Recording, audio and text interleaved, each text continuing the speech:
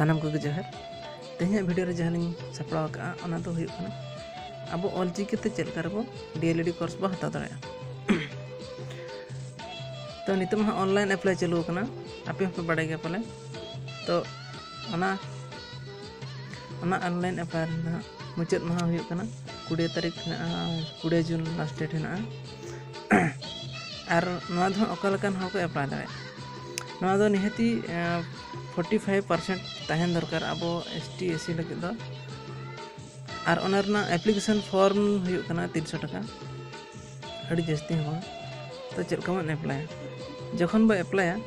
उन ऑक्ट रे अब ना ओडे क्वाटा ते बो चेंज में अब ऑलचिकी क्वाटा बो सिलेक्ट में तो इनखान अब ऑलचिकी ते बो सिटी दाड़े तो ना अप्लाई तो अब ना तो ओनली बरपदा रे हेना का 25 गोटांग सीट में नोडे सिलेक्शन तो नोडे बरपदा रे हुई तो ओंडे को सिटी दाड़े तो इनखान लगन लगन अप्लाई तान पे और बरपदा रे डीएलएडी कोर्स हता तान पे आज जस्ती कथा बांग लई कते नोडे के तेहना वीडियो लिंक के चेदे और अलिया सब्सक्राइब करते लिंक पे चैनल हो तो इनखान नवा वीडियो को नाम दड़ा नोडे